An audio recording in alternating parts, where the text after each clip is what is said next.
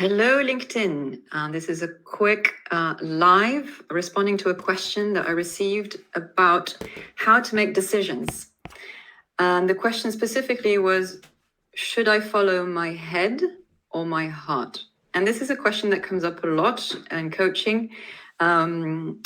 People sometimes ask me, should I leave my job or should I set up a business? And it's a big decision, obviously. And sometimes they have this feeling of being conflicted between what logic is saying and what emotion is saying, between what the head is saying and what the heart is saying.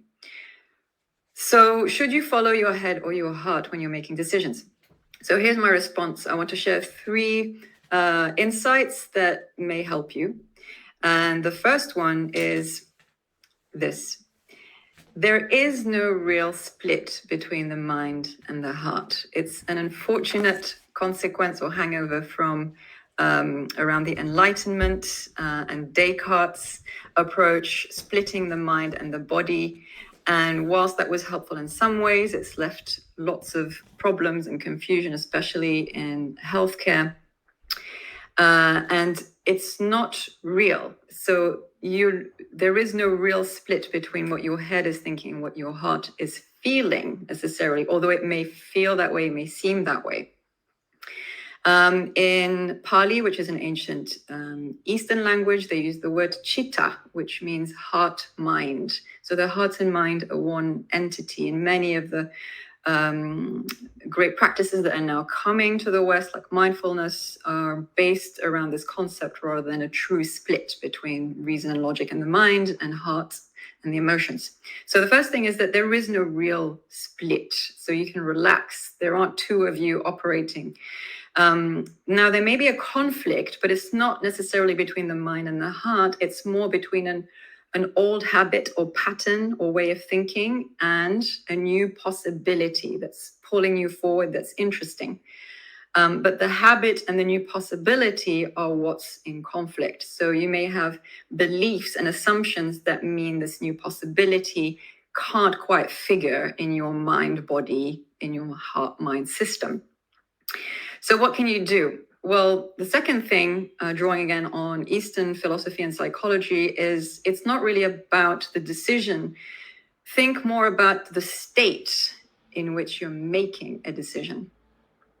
So bringing awareness to what state you're in. Are you in a decision-making fit state? And one of the most spot on, I think, principles that I've heard came from a fictional character called Yoda from Star Wars, and it summarized a lot of what of wisdom from the East in this way, saying you will know your answer when you're calm, at peace, and passive or receptive. And if you meditate or practice mindfulness, you'll know that that receptive state is what allows insight and intuition to arise and for things to become clearer. And so the final principle I want to share is to think of yourself or your mind-body system as a snow globe rather than a split mind and heart.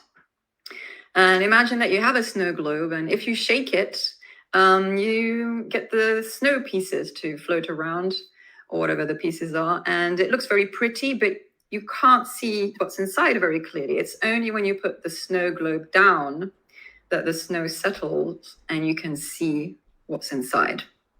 So think of your mind that way, and that like water that's decanting, muddy water settles best when left alone. So if you're trying to make a decision and feel like you're struggling, you're probably not going to benefit from more information. You're not going to benefit from thinking more or from asking more people or doing more. All those things have their place. But if you feel this conflict is arising, it's best to allow things to settle. And your answer will come when you're not looking. For example, when you're on a walk, on holiday, in the shower. And that's when the answer comes, when you're calm and relatively at peace. So I hope that helps. And if you have any questions, feel free to leave a comment below, and I will see you soon. Bye-bye.